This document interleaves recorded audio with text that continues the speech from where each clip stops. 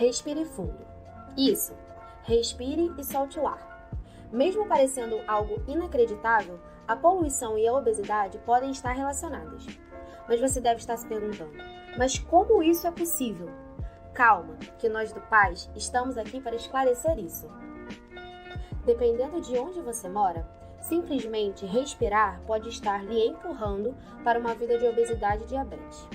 Apesar de soar absurda, a ideia de que a poluição contida no ar está relacionada a doenças metabólicas está sendo estudada e defendida por uma série de pesquisas há anos. A poluição provocada pela circulação de veículos e a fumaça dos cigarros são as maiores fontes de preocupação. Com suas partículas minúsculas e agressivas, são capazes de detonar inflamações generalizadas e atrapalhar a capacidade do corpo de queimar calorias. A curto prazo, os efeitos são mínimos, mas ao longo de vários anos, esse contato com os poluentes pode ser suficiente para causar doenças graves, além dos distúrbios respiratórios já associados à poluição. Mas como chegaram a essa associação entre poluentes e a obesidade? Foram ratos de laboratório que deram as primeiras pistas concretas sobre os efeitos da poluição do ar no resto do organismo, e não só nos pulmões. Na Universidade de Ohio, nos Estados Unidos, o professor de saúde ambiental Tim Hua-Sun buscava entender por que pessoas que vivem em grandes cidades têm mais risco de desenvolver doenças cardíacas do que aquelas que moram no campo, descartando, evidentemente, a constatação dos diferentes estilos de vida e alimentação. O cientista começou a criar ratos em todos os tipos de condições atmosféricas encontradas em muitas cidades. Alguns respiravam um ar puro e filtrado, enquanto outros inalavam os gases encontrados em ruas movimentadas. Depois de 10 semanas, os efeitos já eram visíveis. As cobaias expostas à poluição apresentavam um teor maior de gordura corporal, tanto em torno do abdômen quanto em volta dos órgãos internos. E quando observadas em microscópio, as células de gordura desses animais eram 20% maiores do que as dos ratos que respiravam ar puro. Além disso, as cobaias intoxicadas se mostravam menos sensíveis à insulina, o primeiro passo para a diabetes. Partículas minúsculas como aerossóis, gases poluentes e o nosso tão falado microplástico são as primeiras suspeitas de causarem também a interferência na insulina. Quando inspiramos, os poluentes irritam os alvéolos pulmonares, que são responsáveis pelas trocas gasosas. Essas partículas irritantes podem liberar no sangue uma enorme quantidade de moléculas inflamatórias, chamadas citocinas, que reduzem a ação da insulina nos tecidos, aumentando os níveis de glicose no sangue.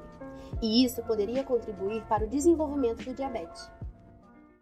Tudo isso atrapalha o equilíbrio de energia do organismo, levando a uma série de distúrbios do metabolismo, como a diabetes e a obesidade, e a problemas cardiovasculares, como a hipertensão. Estudos realizados em várias cidades do mundo sugerem que os seres humanos podem estar sofrendo as mesmas consequências que os ratos de laboratório.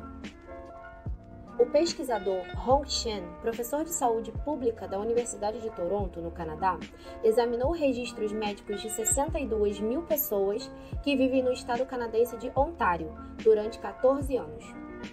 Ele descobriu que o risco de diabetes aumenta em cerca de 11% para cada 10 microgramas de partículas em 1 metro cúbico de ar.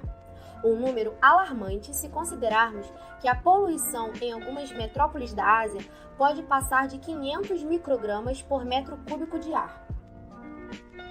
Os cientistas se preocupam em especial sobre os efeitos em crianças, e alguns chegam a considerar a hipótese de que os poluentes aos quais uma gestante é exposta podem alterar o metabolismo dos bebês de maneira a torná-los mais propensos à obesidade. Apesar dessas revelações impactantes, precisamos ter cuidado ao interpretá-las. Esses estudos apontam para uma relação entre a exposição aos poluentes e os sintomas apresentados, mas ainda não provam que uma coisa causa a outra, reitera a pesquisadora da Escola de Medicina de Harvard, Abby Flash. Felizmente, algumas pesquisas de cientistas já estão há anos trabalhando para encontrar as peças que faltam nesse quebra-cabeça. E se a relação entre causa e efeito for provada, devemos nos preocupar? Cientistas acreditam que o risco individual e a curto prazo é relativamente pequeno e não deveria ser usado como única justificativa para a obesidade. Mas considerando a vasta quantidade de pessoas que moram em cidades muito poluídas, o número total de vítimas a longo prazo pode ser enorme. As possíveis soluções para diminuir a poluição atmosférica são bastante familiares, como adotar medidas no nosso dia a dia, optando pelo uso do transporte coletivo, utilizando mais bicicletas como meio de locomoção, ajudando no maior plantio de árvores e também preferindo utilizar combustíveis biodegradáveis. Outra ideia talvez mais fácil de adotar é aumentar o número de purificadores de ar em casas, escolas e escritórios, para filtrar uma parte dessas partículas prejudiciais à saúde humana. Espero que tenham gostado do vídeo. E se gostou, compartilhe, para que mais pessoas saibam sobre esse assunto tão importante. E nos siga também, para conhecer diversos outros assuntos interessantes abordados em nosso Instagram e em outras redes sociais.